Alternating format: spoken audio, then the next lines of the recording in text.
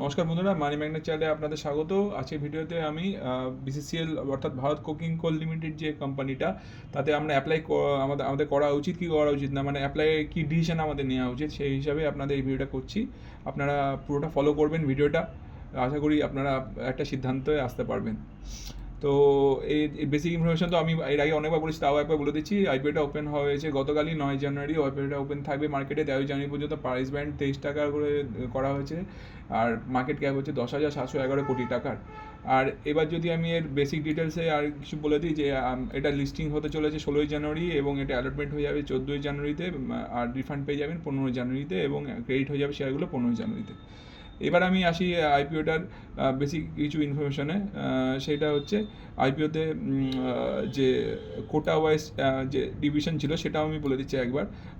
কিউআইবিতে ছিল 42.50। All over দেখতে গেলে মানে যে শেয়ার হোল্ডার কোটাতে, শেয়ার হোল্ডার কোটাতে আপনাদের বিশেষ করে 10% শেয়ার হোল্ডার কোটা, এবং রিটেলদের জন্য রয়েছে 29.75%, এবং বিএনআইদের জন্য রয়েছে 8.50, স্মল এনএজে 4.25, এবং এক্সেল অ্যাঙ্করদের জন্য রয়েছে 70%। অতএব ভালো একটা ডিভিশন দেখতে পাচ্ছি আমরা। এবার আমি এর ফাইন্যান্সিয়ালে চলে আসছি, ফাইন্যান্সিয়াল মেন পার্টে যেটা ডিসকাস করতে যাচ্ছি। এখানে যদি আমরা ফাইন্যান্সিয়াল পার্টে আসি, আমরা এর অ্যাসেট, আমি এটা গ্রোথ দেখতে পাচ্ছি 2023 সাল থেকে 13,312, সেখান থেকে 14,000, সেখান থেকে 17,283, সেখান থেকে 18,711।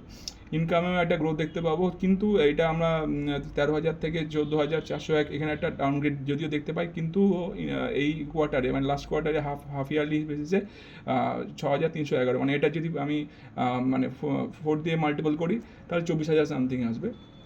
তো ঠিক আছে। প্রফিট আফটার ট্যাক্সটা আমরা যদি দেখি 644 থেকে বেড়ে 1240, সেখান থেকে 123। এবং এটা কেন হলো সেটা যদি বলতে হয়, যে প্রফিট আফটার ট্যাক্স এই কারণে কমছে, মানে প্রফিটটা এই কারণেই এদের কমছে।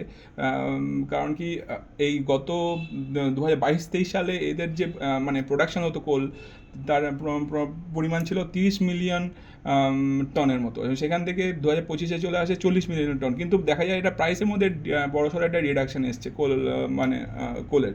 সেই কারণে কোলের প্রাইস রিডাকশন আসার জন্যই এদের প্রফিটে একটা ডিডাকশন দেখা গেছে, সেটাই আমরা প্রফিট আফটার ট্যাক্সে দেখতে পাচ্ছি। ইবিটটা যথেষ্ট ভালো আছে, 891 থেকে বেড়ে 2,493, সেখান থেকে 2,356, সেখান থেকে 459। তত ঠিক আছে, ইবিটটা নেটওয়ার্থ সবই ঠিক আছে। এবার বাকি আমি যদি কি ফ্যাক্টরগুলো দেখি, ROC 30-তে রয়েছে, প্যাট মার্জিন 8.61, এবিটটা মার্জিনও 16.36, বুক প্রাইস বুক ভ্যালুও 1.60, মানে মোডারেট ভ্যালুতেই রয়েছে। পি রেশিওতেও মানে প্রি বুক রেশিওতে যদি দেখি আমি, মানে প্রি আইপিও রেশিওতে দেখি সেটা 8.64, এবং পোস্ট আইপিওতে 43.23, তার ঠিকঠাক জায়গাতেই আছে।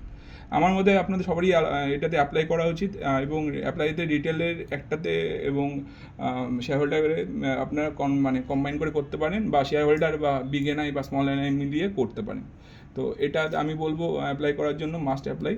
তো কেমন লাগলো ভিডিওটা আমার কমেন্ট করে জানাবেন।